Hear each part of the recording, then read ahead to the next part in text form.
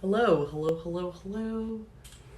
So today I had an idea because a lot of people ask me kind of some of the same questions about things like energy protection and things like boundary setting with energy, how to temper abilities that you have, like to make them less intense, manifesting. And I was like, oh, it might be kind of fun to try some different techniques together that I usually recommend. So, one of the first techniques I thought might be kind of fun to try today to get us kicked off is kind of in the realm of developing a symbol that helps remind you to stay kind of in your power. So, what happens is that we go about life and throughout an hour, even throughout a day, throughout a week, month, etc., we sometimes get so distracted with the difficulties of life that we forget that we have the power to recenter ourselves. Start to think of things that are symbolic to you that kind of remind you of things that you enjoy. For me, I'm gonna pick the water. So if I were to condense that into a symbol, I would, I would pick like, let's see, maybe a little, maybe a little jar of ocean water. Maybe that would be my little souvenir that I'm gonna think of like as a little symbol for what makes me super happy. It's all about association. And when we get into dark places, or when life really beats us down, we kind of, for our brains get stuck on a certain pathway, a certain pattern where it could be hard to break outside of it. So sometimes we need to do little exercises or little hacks to kind of get our brain back to that place, to give us a little infusion of a certain emotion to kind of get us out of that funk. So okay, so we have our first symbol of happiness. So everyone's picked their symbol. Mine is a jar of ocean water. Let's move on to a symbol of peace. For me, it's a memory of being in the forest, sitting in a cabin, sitting on a porch, hearing a stream, and like watching the wind go through the trees. So I'm gonna turn that memory into a little snow globe of a cabin with trees around it. That's gonna be my little token that I'm gonna remember. That's gonna remind me of that feeling of deep peace. So now, are you ready for the next category that we're gonna pick a symbol for? We're gonna pick kind of like a totem, a little souvenir that reminds us of this. So the next one's gonna be protection. What is something that makes us feel protected? Like, is there a memory where we felt so safe and secure? Or is there something you did when you were a kid that made you feel like so safe? It's something that you used to do to help you kind of feel a sense of kind of comfort in that in tough times. For me, I always feel super safe when I'm wrapped up in my comforter and only my face is sticking out. That's like how I go to bed every night. Like I love like a super fluffy comforter, and ever since I was a kid, like when I'd be scared of the dark and stuff, like when I'd wrap myself up with the comforter and just have an only enough for me to breathe, I felt safe. I almost felt like I was in like a womb, So I think that's gonna be my symbol. So I'm gonna make a miniature pocket blankie. So next we're gonna go into empowerment. And this can be a hard one because some of us have felt disempowered for so long, even since we were children. But so if you can't remember a time where you felt empowered enough to want to use that as a symbol, you can think of when you see something else from someone else, or a movie or a show or something you've imagined, that can also represent empowerment. I think when I got my first car, I think that was my empowerment because I felt so trapped growing up and I didn't have a lot of freedom. I was very like restricted growing up and I couldn't do what everyone else got to do, and I felt like I was kind of caged. So when I finally got my car, I was in college and I was finally able to explore, and I remember that made me feel empowered. So I'm going to imagine a little tiny scale model version of my old 2001 Toyota Corolla, and I'm gonna put that on my shelf, and that's gonna be in my empowerment symbol. So that little shelf of memories that you've chosen that symbolize happiness, peace, protection, and empowerment is starting to fill up now. And I'm trying to think if there's one more category we should cover. Oh, yes, of course. Duh. Love. And this is a hard one. This one can be difficult because love is a complicated thing. And for many of us, we've been through, some very difficult things where love was skewed and love was not straightforward, and love was, quote unquote, love was paraded around as a tool for manipulation and things like that. So in this exercise, I want everyone to now think of a memory or symbol where you truly, truly felt or observed love and knew that truly was love. I'm going to think of my mom because she has demonstrated more than anyone I've ever known what unconditional love is. So I'm going to make a little mini figurine of my mom, and I'm going to put that on my shelf. Now, we have a nice full suite of things that kind of cover most of the basic aspects of things that can kind of bring, as a total, they can kind of give us a sense of well-being. But there's one more that I want to cover because I feel a lot of people may either have had this and lost this or have always struggled with it. And that's health. Because health nowadays especially we have a very complex relationship with it. And health is misleading, where people will look at someone and think someone's healthy, but that person may have something like an eating disorder, or they might have a bad relationship with themselves and be doing unhealthy things to achieve that, right? Or someone may look fine on the outside but be struggling with chronic illness. So I think it's important to also put a health category in there, because it's hard, especially if you've struggled for a long time, to remember a time where you felt healthy. So like Labrina is saying, invisible diseases. And I think it's important we find a totem for this topic as well, because at some point in all of our lives, we're going to feel unhealthy, just with age or with having an accident. Inevitably, we're all as human beings going to experience a lack of health, even if it's for a brief amount of time. And we need to pick a totem for this as well. So that way, when we need that strength, we can remember this. So let's all take a second or a minute or whatever and think about a time where we felt healthy and strong, where we felt vibrant, we felt whole health-wise.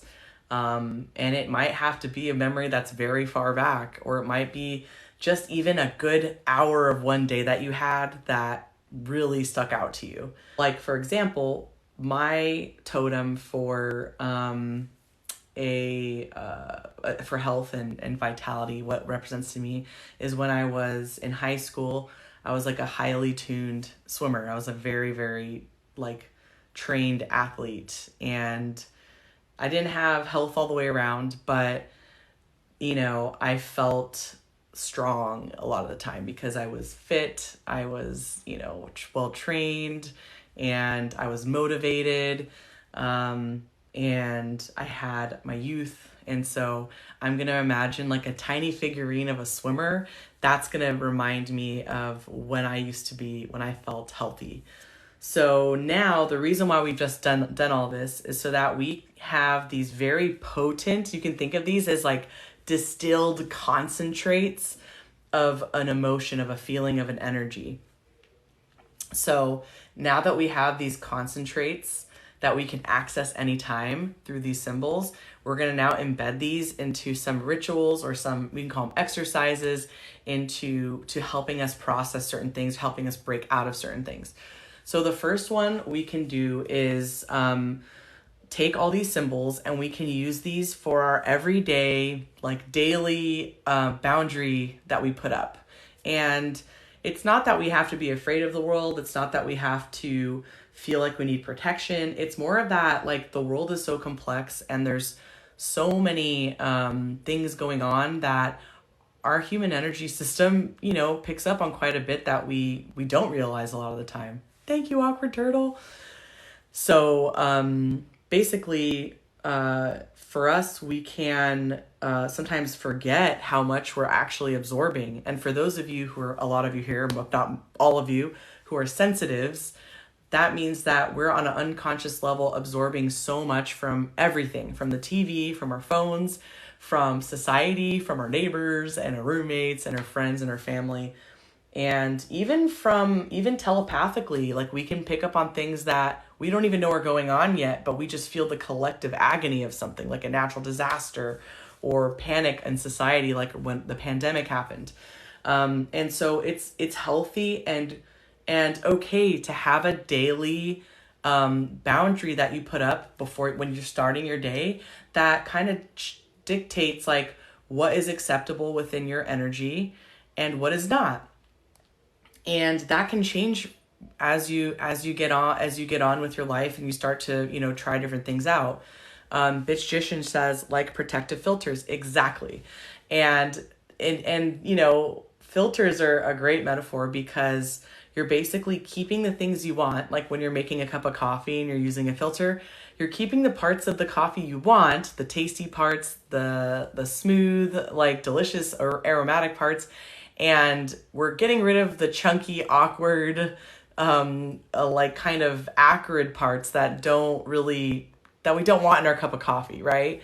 So you can think of it in that kind of metaphor. Sometimes I think of it as programming, like we're creating a software program that says to the universe, because the universe kind of runs like an algorithm, like a set of algorithms. Like basically, the universe operates like a software program, and it has different codes and different algorithms, you could say, that basically allow the universe to kind of run itself, right? And allows it to respond directly to things that we put out or take out into this universe. So basically, that's what we're doing is we're kind of writing a program for our daily boundary setting that allows us to kind of tell the universe, like, here, I'm submitting my algorithm to you.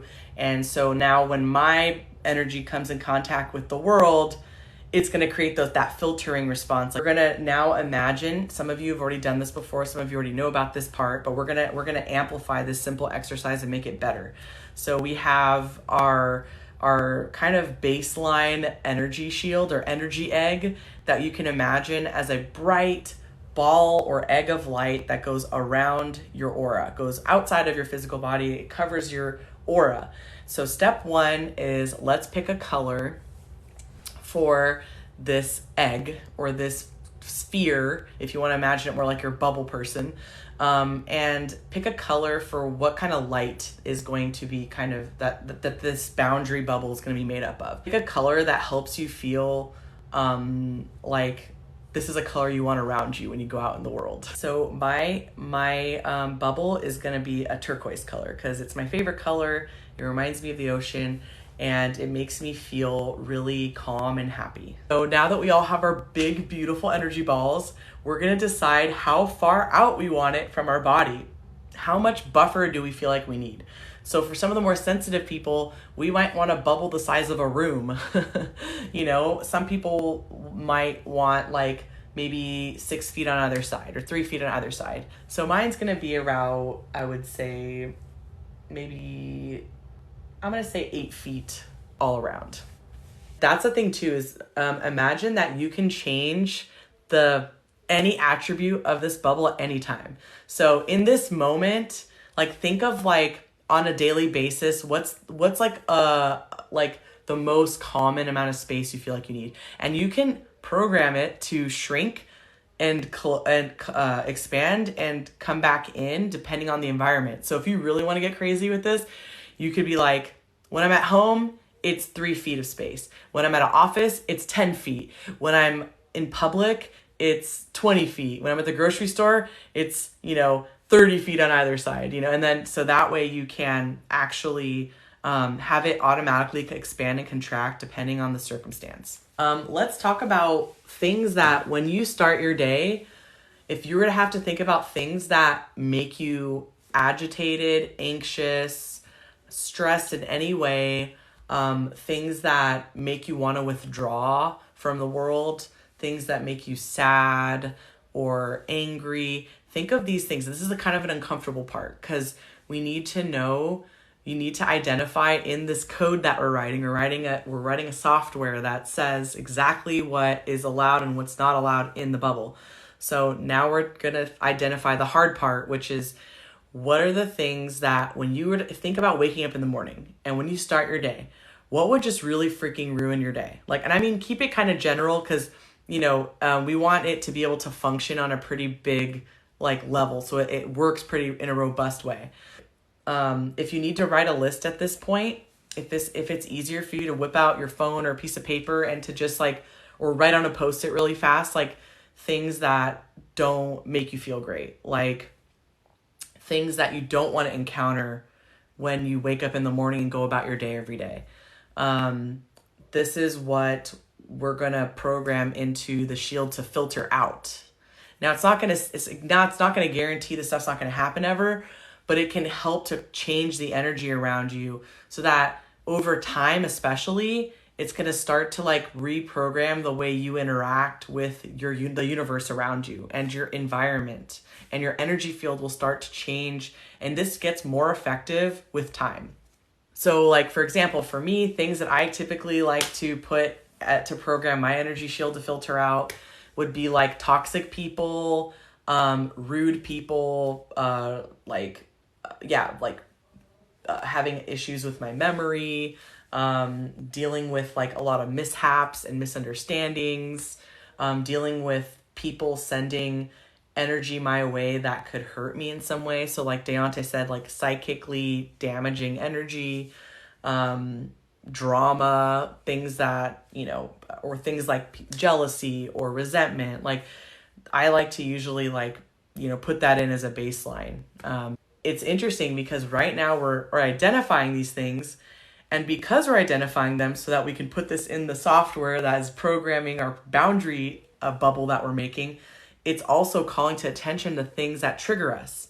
And triggers come from somewhere. Triggers come from things that have happened to us, whether it was one really impactful time or a series of times that built up to create a type of visceral response to these things that we use to kind of protect ourselves from them.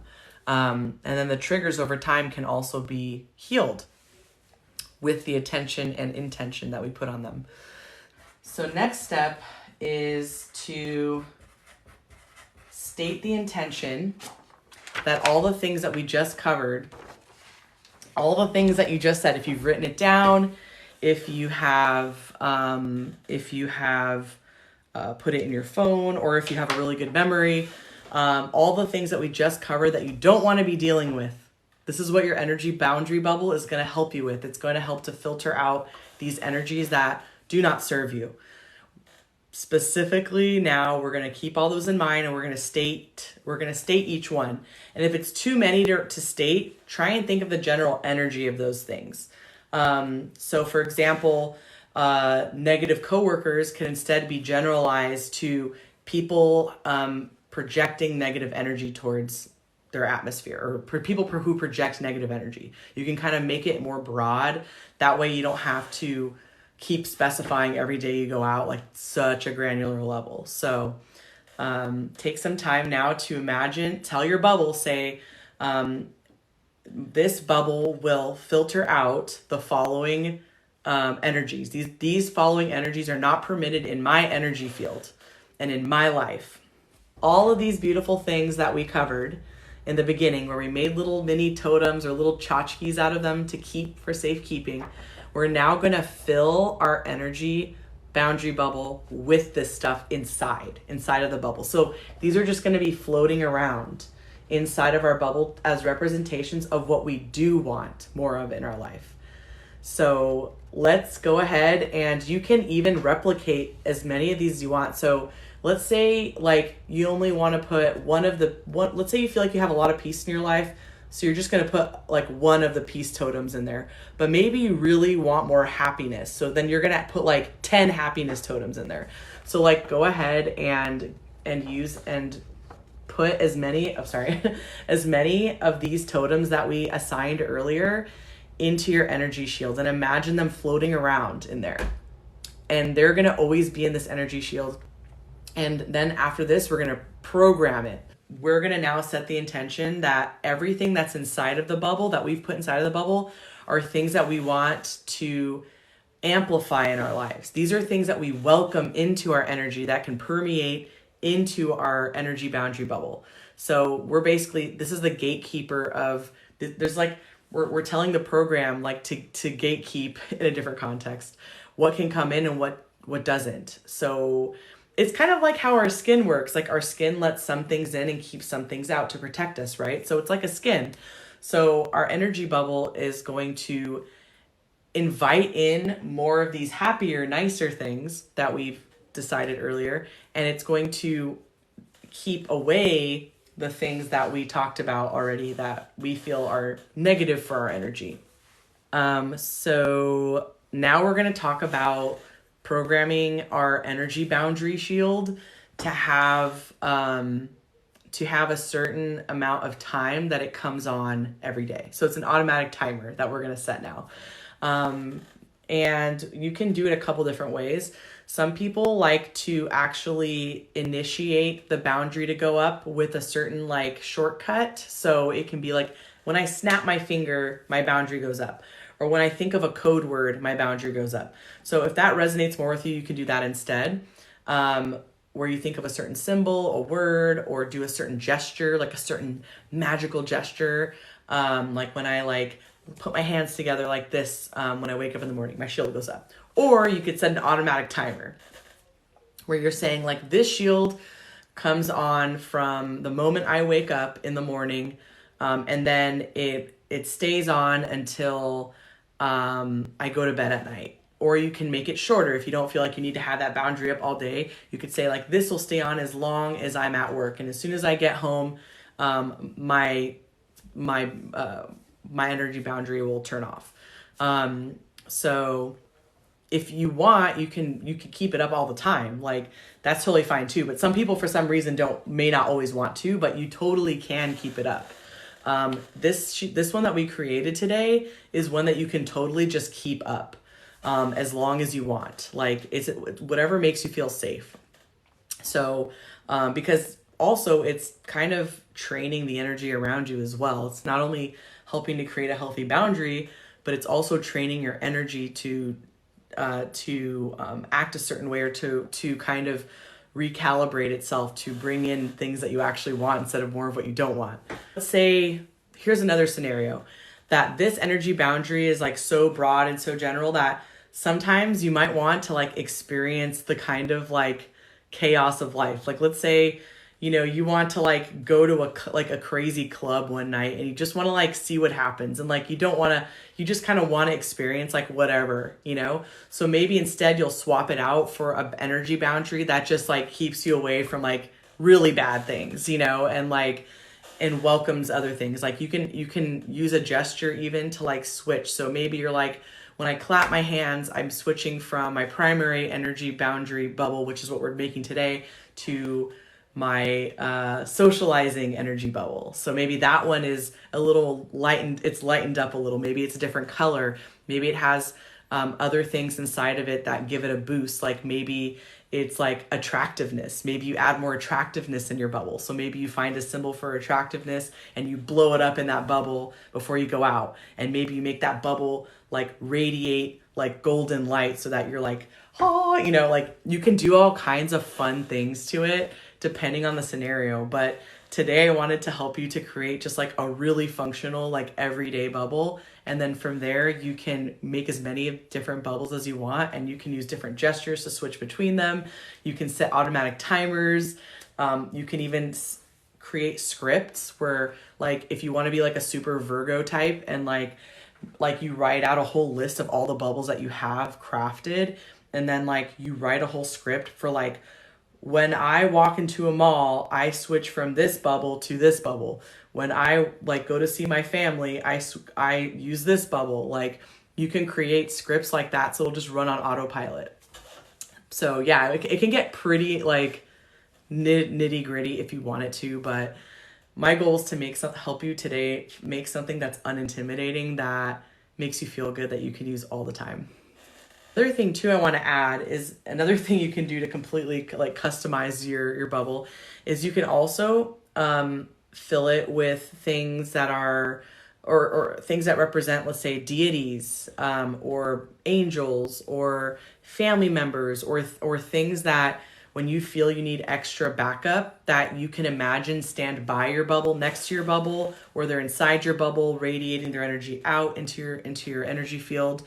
Like sometimes I'll ask Archangel Michael to stand inside of my bubble and to make it even more powerful for if I'm having a really tough time. So if you're into deity work, if you're into like saints, or if you're into ascended masters, you know, or if you feel like your family members are protectors for you, your guides, like you can totally like have them stand in, and like seriously, you can just almost like infinitely add on top of these energy boundaries. And know that the most important part is your belief that this energy boundary is working for you. It's doing the work that you need it to do. You believe with all your heart that it's there. Because if you do all this, and the reason why this process, I made it kind of a little more drawn out, is so that you're every step creating intentionality. Like with each part of this exercise, I wanted you guys to dive super deep and make an emotional connection with every part of this process. So that way you've actually anchored it into your life experience, to your soul, to your chakra system. That way it works better. Because if I just said, make an energy bubble, pick a color, and like imagine it protects you. Do you see the difference between that and the way we did it before, like the way we've done it this whole last, hour?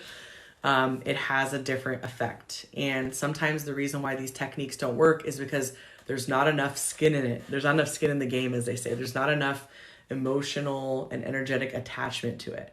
And so if you ever feel like you're waning with it, you can reimagine the bubble all over again. You can rebuild it again to reconnect with that, because sometimes we get complacent. Or you can build a brand new bubble even. And this is another cool thing too, is like, this is just one of many ways to empower yourself. Some people prefer to use crystals and stuff. I'm a huge fan of teaching people how to use just themselves, like their consciousness, their emotions, their mind.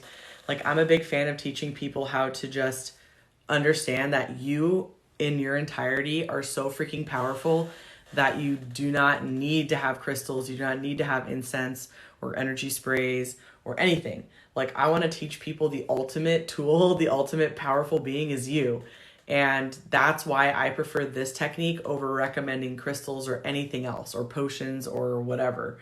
Pradiana says, do you know how to get rid of self-sabotage? Is that spiritual? I don't know. Yes, it is. Any human emotion, anything that you experience in life has a connection to our spiritual self. Sorry, my armchair slid out. Made that weird sound. So when we are thinking about self-sabotage, for example, that's something that maybe we want help with our energy boundary. So we say to the energy boundary, not only am I going to put a filter to filter out the energy of self-sabotage, but I'm also inside of my boundary going to put something that symbolizes strength to help me through the self-sabotage. So you tackle it from both sides, the inside, like what you want more of to help you through that, and what you don't want anymore. Because if you just focus only on what you don't want, then you're not really working through that issue. You're just saying, I don't want it, and I'm going to stay the same. I'm not going to evolve as a person. But if you say, I'm going to put this energy inside of my bubble to help me feel empowered to not self-sabotage, at the same time, I'm also going to keep out of situations that trigger that, then you're kind of creating a more healthy kind of balance. So for example, self-sabotage is usually rooted in something like a fear of not being good enough, for example, or some being told like your whole life that you're messing things up all the time, and so or that everything good that happens to you will inevitably be ruined for some reason. That's another reason why people self-sabotage. That insecurity came from something. It came from something that caused a trauma that then caused a response where you're trying to protect yourself. That's why we self-sabotage. Because if we never put it out in the world, then we don't have to deal with the idea of failing or the idea of coming up against that feeling again and then feeling like crap all over again, right? And self-sabotage is probably one of the most common things that people feel like they can't shake, because we live in such a high pressure society in general. So I would say that think of where it came from and start to work through the root of it. Because if you don't find the root of it, you're just slapping band-aids on it basically. And that's why I always recommend shadow work and inner child work, and taking a lot of time for each of these things that you're working through so that you can get to the root of it. And, don't be in a hurry to rush through to the next issue. Bitch says, what happens if something gets through the bubble? Do you use totems to help push them out? Yes. Now, theoretically, things, will hopefully not go through as often as they used to, but it's not perfect because sometimes we may be feeling vulnerable, and that might affect the strength of our bubble, for example, that day, or we lose faith in our protection, our own ability to protect ourselves, maybe. So if something gets through, we can use the positive totems to push them out. Yes, we can. And so you can actually fill it up with more of the thing that can counteract that thing. So let's say you're at work and you got your boundary bubble up, you're feeling good, and maybe you're not feeling well that day. Maybe you're sick and you're just kind of like you're not really like feeling the power of your energy bubble like you normally do. Well, then you can, and your coworker like does something kind of mean to you and you're like, what the hell? And now you're doubting yourself and you're feeling your energy bubble is not as strong as it was, and you feel like it's gotten through to you. Well, now what you can do is pull one of those positive totems off your shelf. So for example, empowerment and protection. And you can just like imagine them like that totem now bursting up into like exponential amounts of that totem. So like millions of them just filling your energy and pushing that back out. And you can even add a return to sender intention to your bubble. So if you worry that what if I'm in such a difficult situation that like I feel like at some point it's going to come through my bubble, that makes that I understand that fear. You can also add a return to sender like aspect to it, like a spell basically. And what it is anything that has come to me from an outside source that is not for my highest and greatest good must return to sender, must return to where it came from. So if someone's sending you jealous energy, it's literally going to bounce off your shield and shoot right back into them. Like it will not sit in your energy, it will not sit in your space. So you can add that as well. And this is what I mean by like, you can really customize your bubble. Like that's why I was using the pit my ride analogy. Like you can literally like maximize it to the nines, like based off of what you need. So there's return to sender. You can add a mirror shield if you just kind of want to be invisible that day. Like you just want to be freaking invisible. You can make a special shield that's literally a mirror bubble, and all it does is it reflects the environment you're in. So it almost creates like a camouflage or like a cloaking type effect, so that you kind of can just lie low, where you don't really want anything that day. You don't want necessarily to feel anything happy or sad. You just want to be neutral. You just want to kind of want to like get a break from everything. And so sometimes I use that mirror shield to just be invisible, like especially like when I go to Starbucks. Like it's just like, I don't know, when you go inside, people have like weird energy, and I'm just like, I just want to be invisible, like get my drink. And like I've had people actually run into me because they didn't see me, like, and I was right in front of them because I put that invisibility cloak or invisibility mirror shield around as my bubble. So, and get creative with it, like if you are like, let's say an athlete and you're training for an event and it's really competitive, you might freaking make a crazy shield that's like made out of flames and stuff. And you're like bursting out like fiery flames of courage and passion and power. And you're just like filling your shield with that. And instead, the things that you are not letting in your shield are like injury and loss of stamina and things like that. Like you can literally make anything. And that's why I want to explain to you guys, like, you are limitless, you are powerful, and the sky is the limit. Gina says, sorry, joined late. To use the bubble technique to overcome fear? You can. So you can add in courage inside of your bubble. You can add in courage, for example, and peace and tranquility. You can amp those energies up inside of your bubble. That way, when you come across something that might intimidate you, you instead have those backup energies to help you keep calm, to remember your strength, and to find that courage within you. And these are activating the different chakras in your body. That's something else I should add.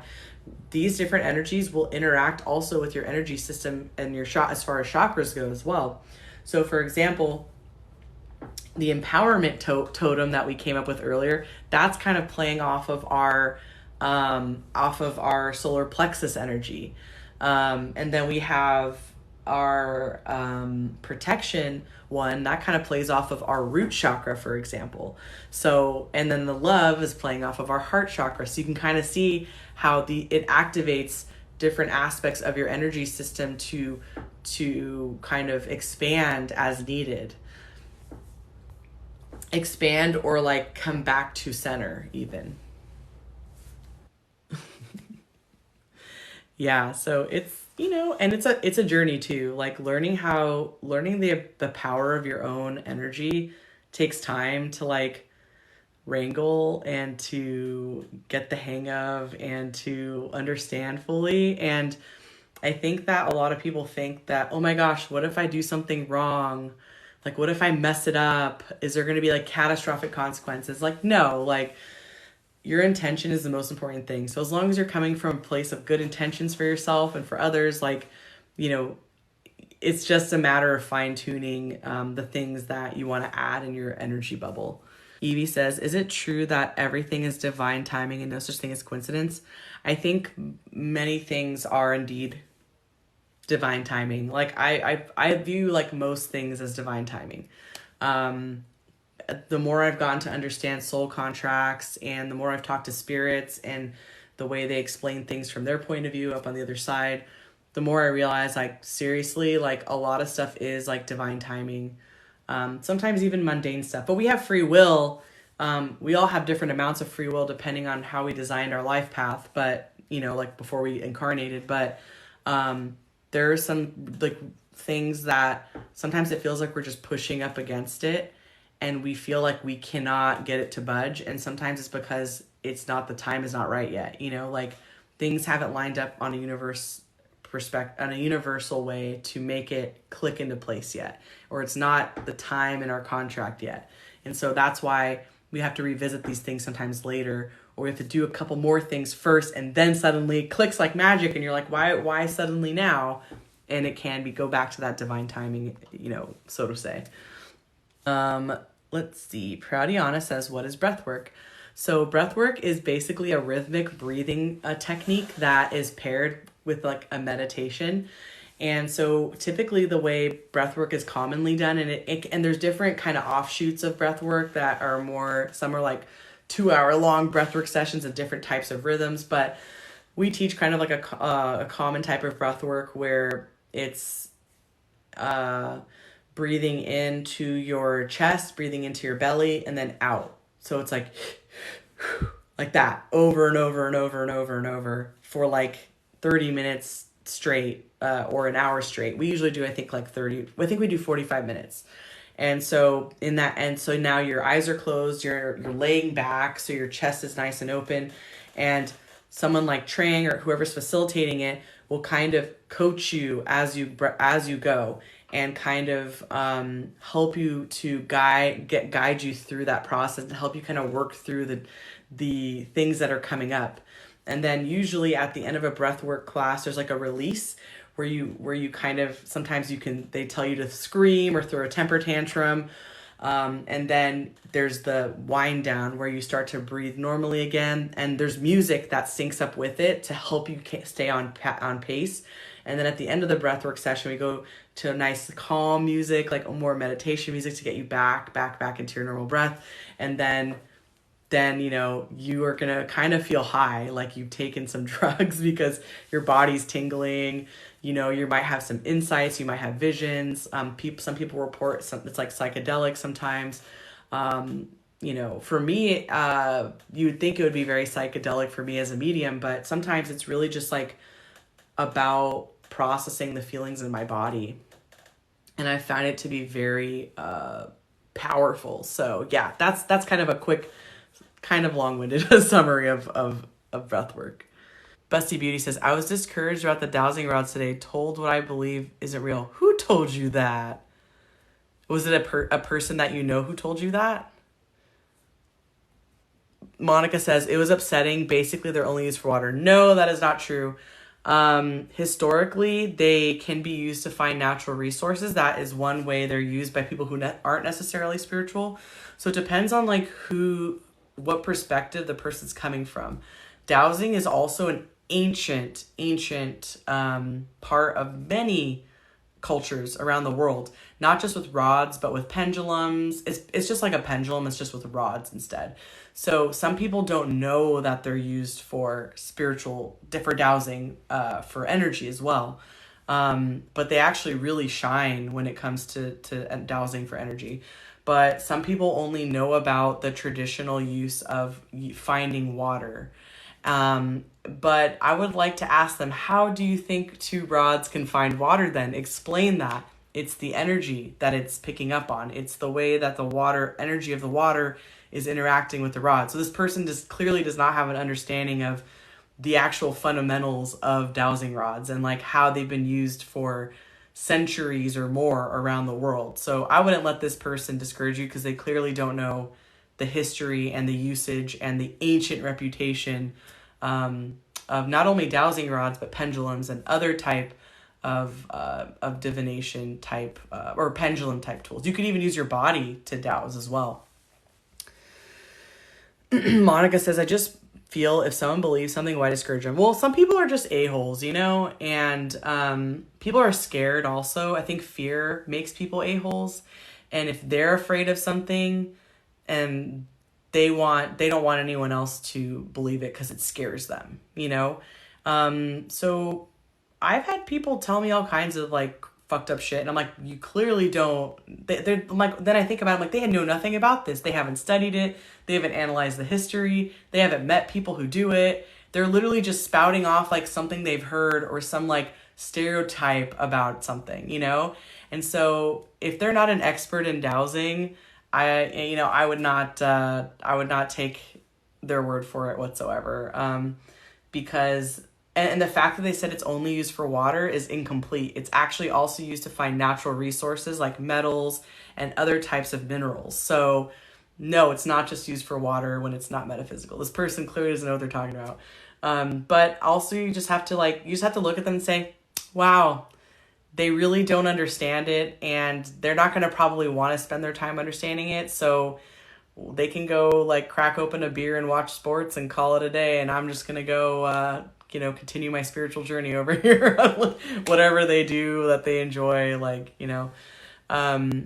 Monica says, I really thought about showing them with one of their past loved ones. No, here's the thing. And I get this a lot as a medium if people are like, oh yeah, prove it, and it's like, I'm not going to waste my time on you, because they only are going to shoot you down more. And the more time you invest in trying to prove something to them, the more they're going to try and shoot you down, because fundamentally there's something in them that makes them afraid.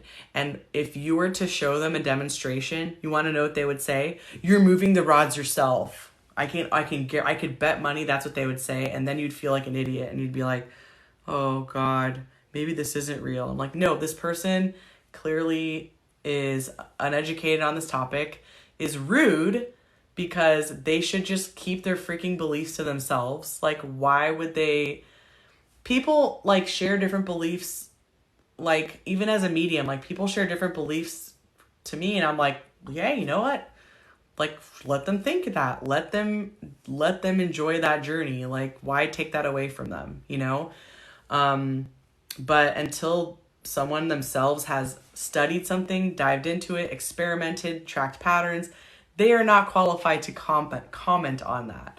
And you're going to get a lot of people that get a little tiny piece of information, and it's like the know-it-all syndrome where they just have to say it. And you're like, hello, that's a completely incomplete piece of information, and you sound like an idiot right now because you didn't even know that dowsing rods are also used for natural minerals, not just water. Like, dope. But also, who's going to know about that stuff? Like, people don't even know dowsing rods exist. Like, we don't teach about dowsing rods in school and stuff, you know? Like, so most people are going to be like that.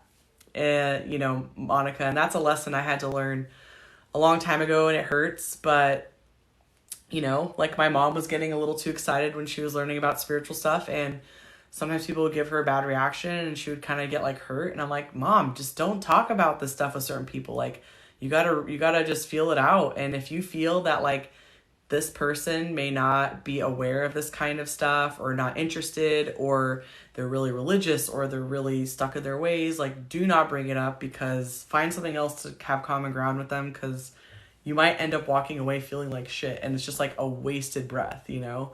So don't you worry, Monica. I know what you are doing is real. I am a professional who uses these tools, and I'm telling you, dowsing rods are real. They've been used for a long time. There's a long historical record. Don't let some ingrain tell you that, you know, it's not. I'm so sorry that happened to you. Amanda says, I used to predict things as a child and see spirit, but now I don't. That happens a lot, because if the ability is not encouraged when you're younger, if it's discouraged, or if no one helps you facilitate it, it can kind of go into like a dormancy until you're interested in it again. And a lot of times this will happen later in life, later into adulthood, and then it'll slowly start to come back. But it's a little harder, because you have to retrain your brain to trust those things, because our adult brains will start like dismiss it, and it's harder to get over that hump, but it's absolutely possible, and it very commonly happens with gifted people. Mona says, preach it, very true. Evie says, some people are not meant to awaken this life. It's true. Like, some people, not everyone is on a path to be spiritual in this lifetime. Like, not everyone is meant to take the path of introspection and inner healing and exploring modalities and things like that. And that's okay. And they should be able to continue on their path as long as they're not hurting someone. That's their life, you know? Cha pickup sticks. Was it cha pickup sticks? There we go. It says, I think that's where I'm at now. Yeah, and it takes time. So we have to be patient with ourselves to when we want to reawaken our abilities. And we have to know that it's literally like almost relearning it again, all over again. And the biggest part of relearning is trust. Because part of why it shuts down as we get older is because we start to think that, oh, that's not real. That didn't happen. That was imaginary. We replay the things that the adults told us when we were kids about what we were seeing. All the invalidating comments that we got that made us have a filter that now we filter it out ourselves. No one even has to tell us. We're just doing it automatically. And so it's a process to kind of like break down all those barriers again. And so just start exploring. I find that if you're feeling like you're still trying to awaken, you don't really know how, one way like that I recommend is to get some oracle cards, for example. And if you've never seen oracle cards before, they're basically kind of like tarot cards, but they're more friendly, they're more fun, and they actually have the messages written directly on the card, like a full sentence of what that card means, so that you don't really have to guess. And they're like a really lighthearted, beautiful way to kind of start reconnecting with your guides, your intuition.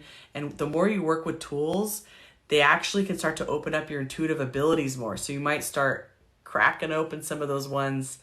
It kind of helps take the pressure off of just trying to be in your own head. You know what I mean? So I always encourage kind of doing that. And a lot of people do report like their abilities getting better the more that they start using different tools. And then eventually you might not need to use any tools at all, but like, I don't need to use tarot cards, but I like to use them and I enjoy them. So I use them, you know?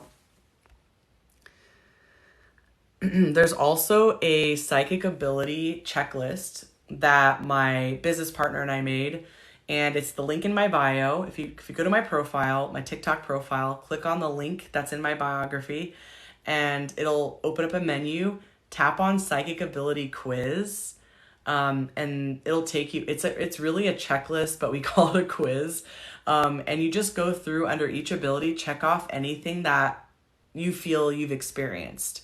So they're like kind of like psychic symptoms. It's like a psychic symptom checker to see like where your senses are kind of focusing, you know?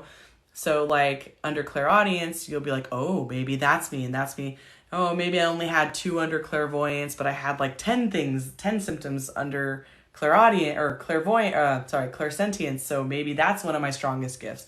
And it'll kind of show you the things that are tied to psychic abilities so that you even know like what's what.